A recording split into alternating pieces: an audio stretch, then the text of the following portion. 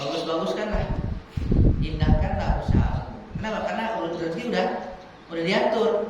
Jadi tenang-tenang aja, lakukan yang baik-baik. Jangan melakukan yang tidak baik. Kebalikan dari sifat qanaah adalah sifat toma. Toma. Dalam hal usaha orang yang qanaah dengan orang yang toma sangat berbeda. Orang yang qanaah apabila berusaha, usahanya baik. Ia tahu.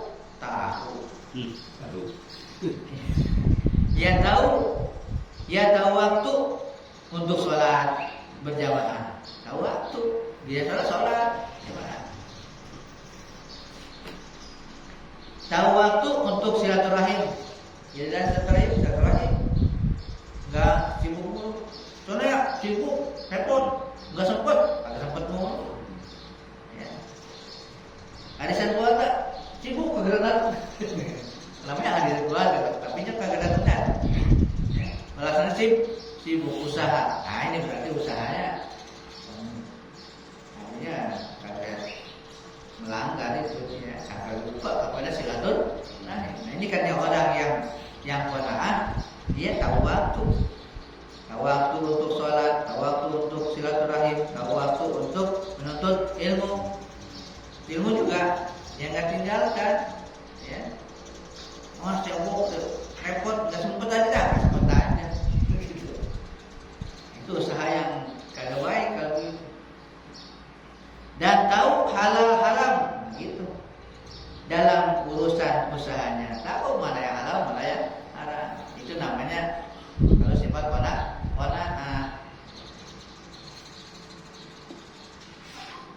Diceritakan di dalam kitab Arisalatul Qusairiyah. Ada kitab Qusairiyah, Risalah Qusairiyah. Itu tentang kenapa ilmu tasawuf, tentang Nabi Musa alaihissalam dan Nabi Khidir alaihissalam. Dalam Al-Quran kan ada Al-Kahfi ya. Diceritakan dalam kitab Qusairiyah ini tentang Nabi Musa dan Nabi Khidir. Pada suatu ketika mereka berdua berjalan dan sampai di suatu kampung. Keduanya merasa lapar. Nabi Musa dan Nabi Khidir.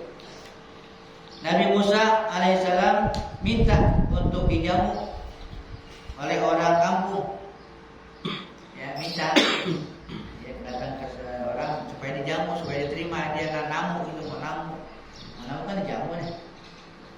Minta dijamu kan jamu obat kan dijamu. Nah, supaya diterima gitu. Ya, diberikan makanan dan apa gitu. Tetapi orang kampung tidak mau menjamu mereka.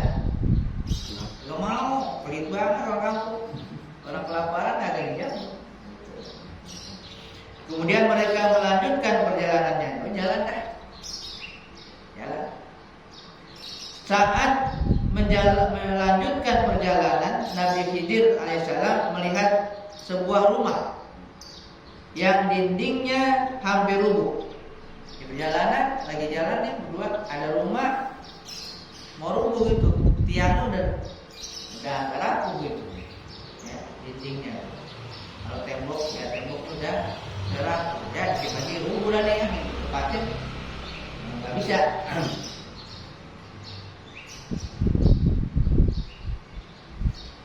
Dengan kesaktiannya, Nabi Khidir alaihissalam mengarahkan tangannya untuk membetulkan dinding tersebut. Tanpa disentuh oleh Nabi Khidir alaihissalam, dinding itu kembali tegak. Katanya mau rubuh loh, rumahnya mau rubuh nih, temboknya. Diarahkan tangannya dengan mukjizat. Nabi mukjizat. tegak lagi. Ya, kuat lagi tuh, diri lagi tuh rumah. Udah akan duduk, diri lagi. Setelah kejadian itu Nabi Musa AS memberi saran agar Nabi Khidir mau minta upah. Nabi Musa minta upah, aturan butuh upah. Ya udah didiriin Nabi Khidir kata Musa, nah ini upah dah buat makan lu lapar gitu kan. Kan wajar tuh. Ya, minta upah. Bukan dulu lagi punya apa gitu. Orang gitu. Nabi Musa ya syariatnya. Nah, artinya yang wajar-wajar aja. Kayak kita juga nih, sifat kemanusiaan itu dari Musa begitu. Lihat, ini harus kerja, minta upah lah, minta upah gitu. Berapa kek buat makan. Namun Nabi Khidir AS tidak mau. Nah, tidak mau lagi. Dan terus melanjutkan perjalanan mereka. Jalan, tidak minta, tidak mau minta. Nabi Khidir alaihissalam adalah sebagai guru oleh Nabi Musa alaihissalam dalam hal ilmu batin. Nabi Khidir ilmu batin, gurunya Nabi Musa, batin dia. Beliau selalu menempatkan Allah SWT sebagai satu-satunya tempat meminta dalam hal rezeki. Itu urusan dia.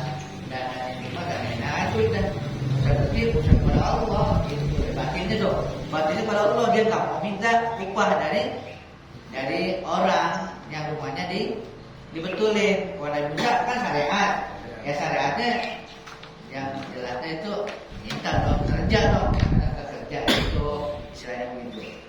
Nabi Khidir pakai batin, hatinya tetap kepada Allah. Pelajaran. Di suatu tempat mereka singgah, mampir. Tiba-tiba entah dari mana datang 2 bungkus makanan untuk Nabi Musa alaihissalam dan Nabi Khidir alaihissalam. Dan begitu disinggah, tahu ada makanan. Malah yang diminta ya. Gak tahu dari mana datang. Setelah bungkusan dibuka, ternyata milik Nabi Musa AS masih mentah. Mentah. Karena masih mentah. Sedangkan kepunyaan Nabi Khidir AS sudah matang. Beda. Dan tidak susah-susah untuk memasaknya. Masak lagi. Terus susah untuk masak lagi Nabi Khidir, langsung makan aja. Nabi Musa gimana sebentar? Gua harus kerja dulu. Itu syariat gitu. Yang dia syariat itu begitu, capek jadinya. Nah, dalam kisah ini dapat diambil pelajaran bahwa orang yang berharap rezekinya kepada makhluk, ia akan disusahkan untuk mendapatkannya. Sedangkan orang yang hanya berharap kepada Allah SWT, ia akan diberi tanpa susah payah untuk mendapatkannya. Susah payah. Karena dia punya kanzun la yafna. Dia punya kanzun la yafna. Di bahasa Arab kanzun la yafna. Artinya perbendaharaan yang tidak ada habis-habisnya. Itu kanzun la yafna. Perbendaharaan yang tidak ada habis-habisnya. Pelajarannya di situ. Ya. Ada lagi satu cerita tentang dua orang buta yang qanaah dan yang tomak. Orang buta lagi.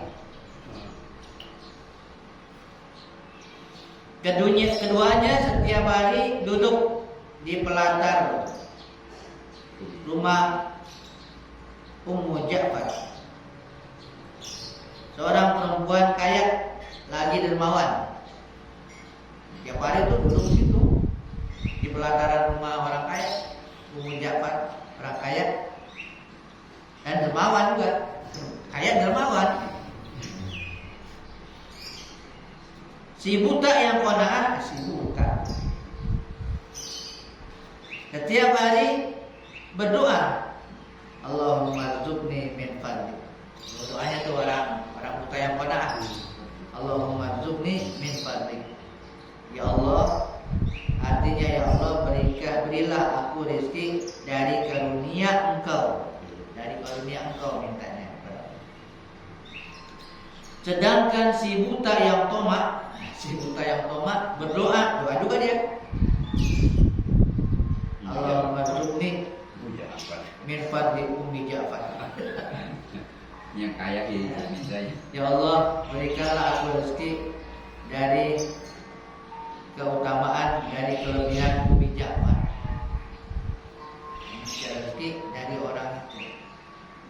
Yang minta sumbernya dari dia nih, dari orang kaya nih, gitu. Oh, tadi langsung pada Allah dia, pada Allah langsung dia, bukan pada ini. Nah, pada Allah kan Allah punya jalan lain. Dari sini nggak ada, jalan lain terada kan gitu. Tapi kalau dari situ, dari surga nggak ada, jalan yang mana? Oh, gitu maksudnya. Artinya ya Allah berilah aku rezeki dengan perantaraan Ummu Ja'far. Ia berdoa kepada Allah tetapi melalui Ummi Ja'far. Berdoa kepada Allah melalui Ummi Ja'far. Ummu Ja'far mendengar doa kedua orang buta itu, didengar oleh Ummu Ja'far. Dan tiap pagi ia selalu memberi keduanya. Kasih dua-duanya sih, kasih dua-duanya. Dua-duanya buta. Kepada si buta yang qanaah ia beri 2 dirham. Nilainya sekarang sekitar ini zaman kapan ini? 30.000 rupiah. 30.000. Tahu berapa ini bilang yang orang masih 30.000. Oh, sekarang 300.000. Dan kepada yang satunya ia beri 1 kotak berisi makanan dan uang 10 dinar. Dinar nilainya ratusan ribu rupiah. Ratusan ribu ada kotaknya. Makanan sekotak, ada duitnya. Itu banyak kan lagi. Ia diberi lebih banyak karena ia selalu meminta melalui Ummi Ja'far. Orang buta yang tomak itu apabila menerima kotak pemberian Ummi Ja'far selalu dijualnya seharga 2 dirham kepada si buta yang qanaah karena dia tidak suka makanan yang ada di dalamnya. Ya. Jadi begitu juga ya. Kaki anu ya tuh. Dia udah dikasih banyak. Ya, ada makanan juga ada duitnya. Ini tomak nih. Tomak namanya tomak. Dikasih 1 kotak makanan sama duit ratusan ribu kan. Kalau yang qanaah cuma dikasih 30.000. Ya. Dijual tuh. Makanannya jual kepada ya yang qanaah tadi. Ya, yang cuma punya duit 30.000. Ya. Dijual. Harga 2 dirham. Kalau 2 dirham berapa tadi? Nilai 30 habis ya. Dapat makanan doang kan gitu. Emang habis sudah. Enggak dapat duit kagak ada, cuma 30.000 ditawarin makanan. Seharganya segitu. Nah, si tomat duit.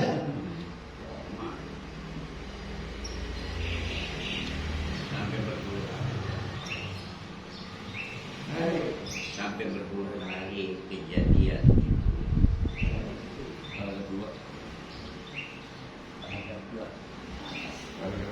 Ceritain. Sampai berpuluh hari kejadian itu, ketika si buta yang tomak itu mau minta uang kepada Ummu Ja'far, Ummu Ja'far heran dan berkata, engkau setiap hari aku beri makanan dan uang 10 dinar. Untuk apa? Mau minta lagi? Tiap hari dikasih. Tomak. Mau minta lagi katanya. Buat apa minta lagi? Lalu si buta yang tamak menjawab, mana uangnya? Lah, mana Apa sih? kata Mujabar, semua ada di dalam kotak makanan. Semua ada dalam kotak makanan. Innalillahi wa inna ilaihi raji'un. Jawab si buta. Kenapa? Kotak makanannya dua. Lah kan dia buta mana dia tidak Nggak tahu sih. Dia buta. Jadi kalau dikata makanannya dua. Si buta Kotak-kotaknya juga. iya. Ada duit di situ. Jadi duitnya habis saya punya. Menjabat 30.000. Kagak juga. Hasil jualan. Hasil jualan. Ya kalau itu dipegang, kalau itu ditaruh kotak juga.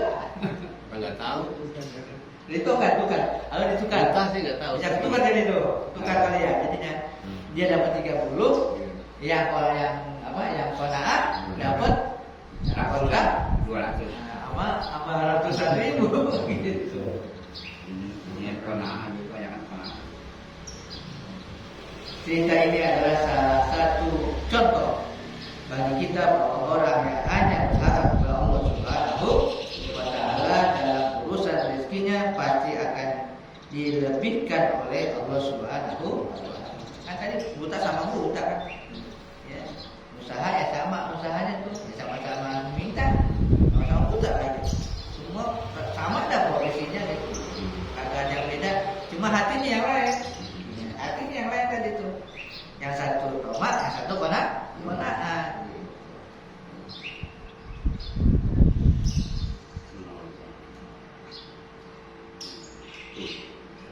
Karena Allah Subhanahu wa Ta'ala yang mengatur urusan rezeki. Allah yang mengatur urusan rezeki. Manusia walaupun sosial, orangnya, tetap tidak bisa kita jadikan pegangan tempat berharap dalam hal rezeki. Ada orang sosial dulu, sosial tinggi, sosial rendah, artinya nggak sayang, nggak bisa dihadapin masalah rezeki, nggak bisa dihadap. Tetap kepada Allah. Begitulah Allah Subhanahu wa Ta'ala apabila Dia hendak memberikan kemuliaan kepada hambanya, maka diberikannya sifat qanaah. 2. Perkara yang ketiga, Allah Subhanahu wa Ta'ala memberikan kepada hamba yang ingin dimuliakannya itu dapat menguasai hawa nafsunya. Dia menguasai hawa nafsu. Kalau dia bisa menguasai nafsu, berarti diinginkan oleh Allah diberikan kemuliaan. Inilah 3 macam perkara yang diberikan oleh Allah Subhanahu wa Ta'ala kepada orang-orang yang hendak dimuliakannya. Dengan meyakini 2 asma Allah Subhanahu wa Ta'ala. Yakin 2 nama Allah, yaitu Al-Mu'izz dan Al-Muzil, yang memuliakan dan yang menghinakan. Ya, dengan meyakini, yakin ya, 2 sifat Allah itu Al-Mu'izz dan Al-Muzil, maka seseorang sepantasnya mencari kemuliaan, hanya kemuliaan yang ada di sisi Allah Subhanahu wa Ta'ala. Yaitu dengan apa? Dengan memperbuat ketaatan yang melahirkan kemuliaan dan menjauhi kemaksiatan yang akan menimbulkan kehinaan bagi pelakunya. Jadi dengan melakukan ketaatan akan mulia dan akan dimudahkan oleh Allah. Ada tambahan itu kalau dari apa? Dari yang lainnya ada zikirnya ya, Mu'izz. Ya, Mu'izz. Atau ya Aziz juga kan mulia. Ya Aziz. Ya Aziz.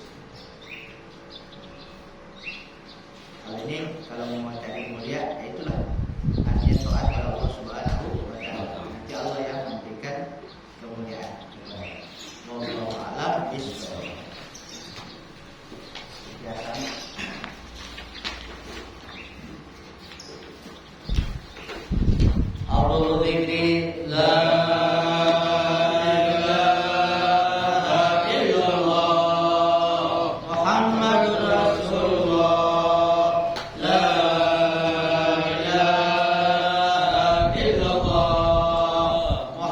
Muhammadur Rasulullah.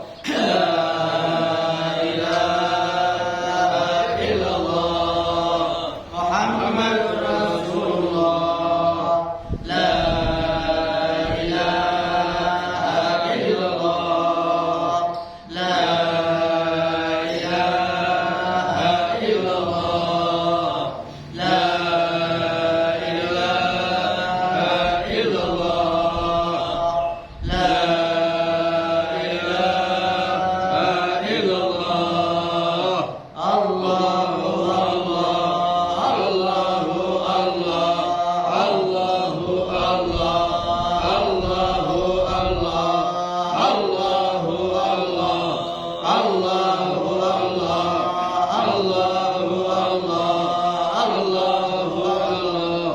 Allahu Allah, Allahu Allah, Allahu Allah, Allahu Allah, Allah. La ilaha illallah. Muhammadur Rasulullah. La ilaha illallah. Muhammadur Rasulullah.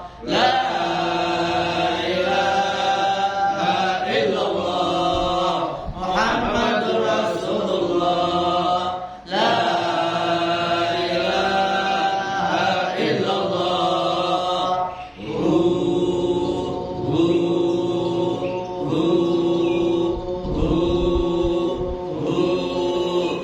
Al-Fatihah ila ruhi sayyidina Rasulillah Muhammad bin Abdillah wa alihi wa ashabihi wa man wala wa jami'i awliyaillah wa asfiyaillah khususan sadatina al-alawiyyin wa awliya'il kauni ajma'in summa ila arwahi ma'asyid wa tauhid al-sayyid Umar bin Syabar wa Hasan bin Kandi wa sayyid al-habib Abdurrahman Atas wa Syekh Ali bin Abdullah al-Baras wal habib Isa bin Muhammad al-Habashi wal habib Ali bin Hasan Atas wa Syekh Ahmad bin Abdul Qadir Bashir wa Syekh Muhammad bin Ahmad Masmus wal habib Abdullah bin Muhsin al-Attas wa jami'i masail dzikri wa tauhid aina makan muhallat arwahuhum anallahu yaj'alul rahmah wal maghfirah wa yuhina ala la ilaha illallah wa yatawaffana 'alaiha wa yuhaqqiquna bihaqaiqiha wa yulzimuna tara'iqaha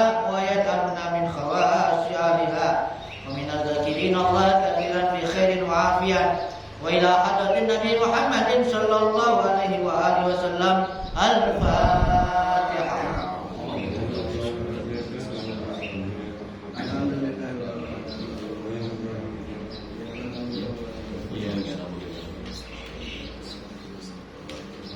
Bismillahirrahmanirrahim.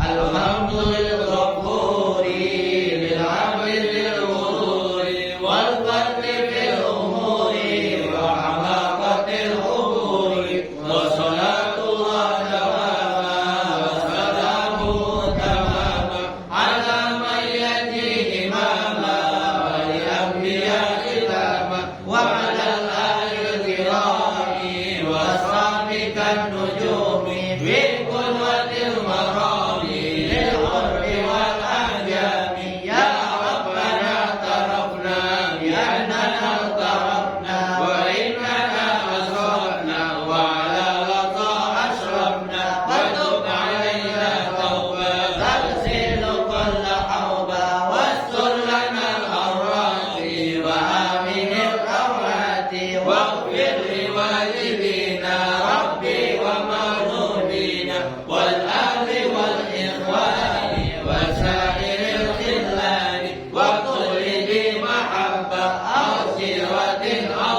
suba wal muslimina ajma amin rabbi asma fadlan wa judan manna bi istifadin minna bil mustafa rasuli nuhza bi kulli suri sallallahu wa sallam rabbi alaihi adlan habbi wal ali wa sahbi widada qasri sabri walhamdulillahi bil hadi wat tanahi. Al-Fatihah. أعوذ بالله من الشيطان الرجيم. بسم الله الرحمن الرحيم.